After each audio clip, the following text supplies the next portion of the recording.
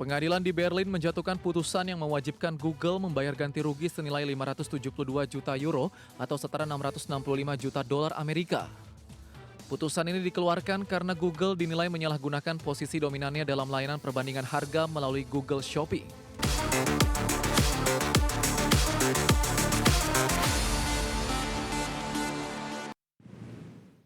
Pemirsa, Pengadilan Berlin menjatuhkan vonis denda 572 juta euro kepada Google atas praktik anti-kompetitif di layanan Google Shopping.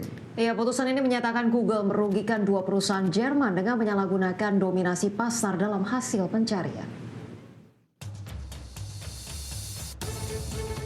Pengadilan di Berlin menjatuhkan putusan yang mewajibkan Google membayar ganti rugi senilai 572 juta euro atau setara 665 juta dolar Amerika. Putusan ini dikeluarkan karena Google dinilai menyalahgunakan posisi dominannya dalam layanan perbandingan harga melalui Google Shopping. Dalam putusan tersebut, Google diwajibkan membayar 465 juta euro kepada Idealo dan 107 juta euro kepada Produkto. Kedua platform pembanding harga itu menyatakan Google melakukan self-preferencing dengan memberikan perlakuan khusus pada Google Shopping dalam hasil pencarian. Idealo menggugat Google pada Februari 2025 menuduh raksasa teknologi tersebut membatasi pertumbuhan pesaing melalui praktik anti-kompetitif. Perusahaan itu menyatakan kerugian yang dialami masih lebih besar dibanding putusan ganti rugi yang ditetapkan pengadilan.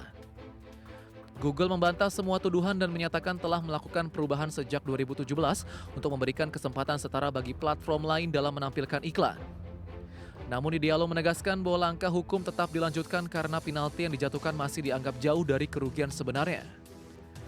Kasus ini menjadi bagian dari serangkaian penyelidikan regulator Eropa terhadap Google, termasuk dugaan praktik serupa pada layanan Google Flights dan Google Hotels.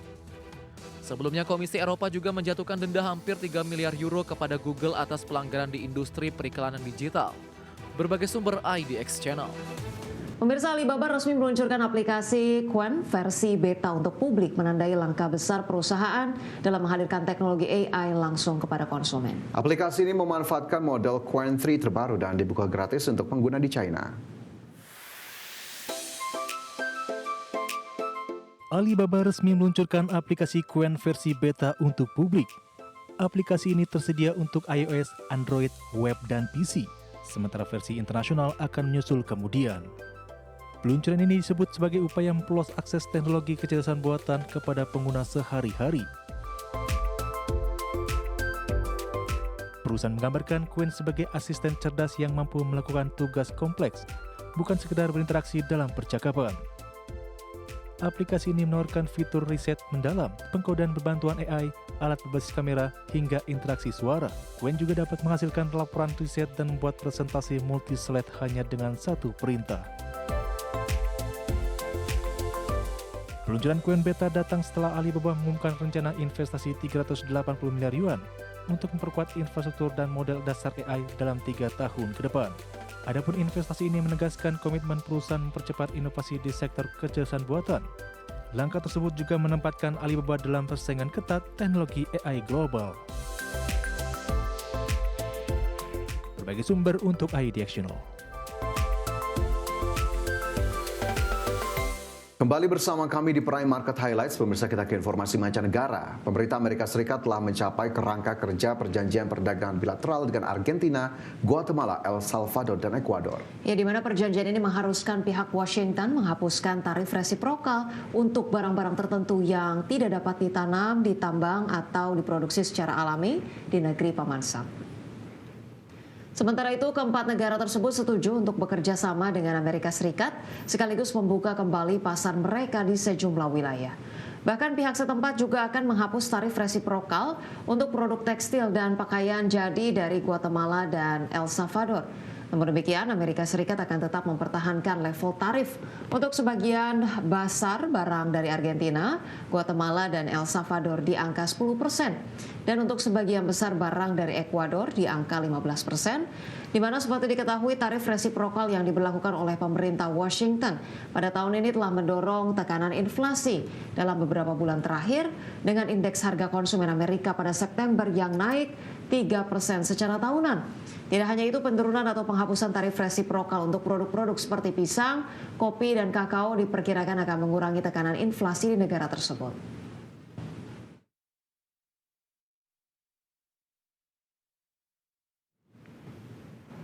Pemirsa, China resmi melarang warganya berpergian ke Jepang di tengah memanasnya hubungan diplomatik kedua negara.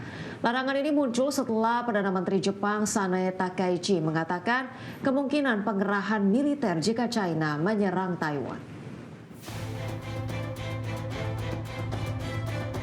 China resmi melarang warganya berpergian ke Jepang di tengah memanasnya hubungan diplomatik kedua negara. Sementara pemerintah Jepang menyampaikan keberatan atas imbauan perjalanan yang dikeluarkan Beijing dan meminta China mengambil langkah yang tepat. Juru bicara pemerintah Jepang Minoru Kihara menilai komunikasi seharusnya ditingkatkan, bukan dibatasi, meski hubungan kedua negara tengah berselisih. Ketegangan memuncak setelah Takaichi menegaskan bahwa agresi China terhadap Taiwan dapat memicu respon militer dari Tokyo. Beijing memanggil Duta Besar Jepang pada Jumat sebagai respon atas pernyataan Takaichi terkait Taiwan. Lalu Tokyo kemudian melakukan hal serupa setelah unggahan seorang konsul jenderal China di Osaka dianggap mengandung ancaman terhadap pemimpin Jepang itu. Pemerintah Jepang menegaskan kembali posisi resminya mengenai Taiwan yang berada dekat dengan wilayah Jepang. Adapun Kedutaan Besar China di Jepang mengeluarkan peringatan agar warganya tidak bepergian ke Jepang melalui unggahan di platform WeChat. Beijing menilai pernyataan pemimpin Jepang telah merusak suasana komunikasi antar masyarakat kedua negara. Imbauan ini memperlihatkan meningkatnya kekhawatiran Beijing terhadap eskalasi politik yang kini mempengaruhi interaksi publik kedua negara. Berbagai sumber, IDEX Channel. Pemirsa, hubungan diplomatik antara pemerintah Jepang dan China kembali memanas dalam beberapa hari terakhir, di mana ketegangan terkait perselisihan Taiwan tersebut telah mengguncang pasar saham dan sektor pariwisata kedua negara.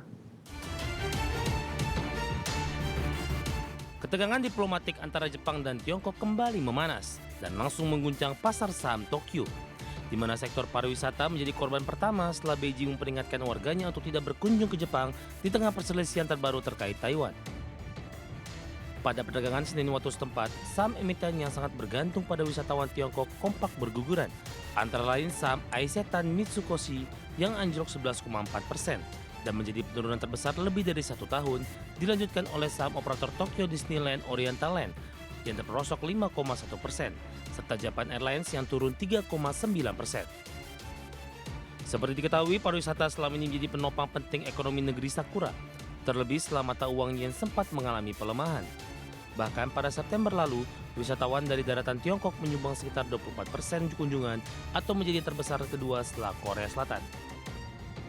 Adapun larangan perjalanan dari negeri tirai bambu juga berpotensi menimbulkan kerugian ekonomi hingga 2,2 triliun yen atau sekitar 14,23 miliar dolar Amerika secara tahunan, sekaligus dapat memangkas produk domestik bruto real Jepang sebesar 0,36% yang berpotensi memberikan dampak ekonomi yang jauh lebih luas daripada sekedar sektor pariwisata. Berbagai sumber, IDEX Channel.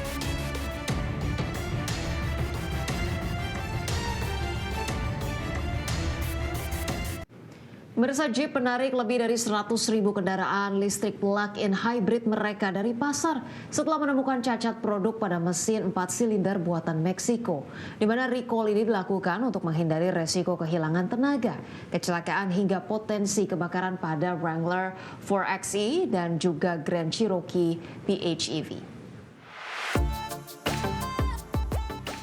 Jeep mengumumkan penarikan kembali secara massal terhadap Wrangler 4xe PHEV dan Grand Cherokee PHEV dengan total mencakup 149.699 unit di seluruh pasar global. Langkah ini dilakukan setelah perusahaan menemukan adanya risiko kontaminasi serpian proses casting di dalam mesin 4 silinder 2,0 liter buatan Meksiko. Kontaminasi serpian casting tersebut dapat masuk komponen kunci mesin, menyebabkan kerusakan serta hilangnya tenaga kendaraan secara mendadak. Jeep memperingatkan bahwa kondisi ini berisiko menyebabkan hilang kendali, kecelakaan, bahkan kebakaran jika tidak segera ditangani. Hingga akhir Oktober 2025, perusahaan menerima 36 aduan, 144 klaim garansi, 36 laporan kebakaran, serta 50 insiden mesin mati mendadak terkait masalah ini. Jeep juga mencatat 3 kasus cedera yang diduga berkaitan dengan kerusakan mesin tersebut. Sebagai tindakan lanjut, Jeep akan mengirimkan pemberitahuan resmi kepada pemilik mulai 29 Desember 2025 sebanyak 112.859 pemilik Wrangler 4xe dan 36.840 pemilik Grand Cherokee 4 HEV akan mendapatkan penggantian mesin secara penuh untuk menghilangkan resiko kerusakan di masa mendatang. Recall terbaru ini menambahkan daftar panjang problematika produk Jeep setelah sebelumnya mereka memperingatkan lebih dari 320.000 pemilik untuk memarkir kendaraan di luar rumah akibat resiko baterai terbakar. Sebelumnya pada Oktober 2025, Jeep juga menarik hampir 25.000 Wrangler 4xe akibat pembaruan sistem yang mengganggu kinerja hybrid. Namun perusahaan menegaskan bahwa langkah perbaikan ini dilakukan untuk meningkatkan keselamatan pengguna di masa depan. Berbagai sumber IDX Channel.